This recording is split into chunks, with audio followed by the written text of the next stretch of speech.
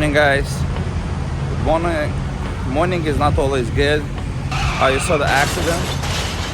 The pumps do not enter, and Jesus back up and hit the front of the truck.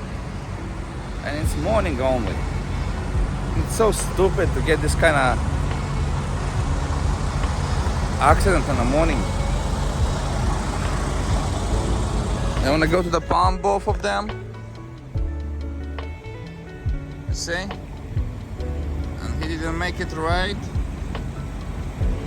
And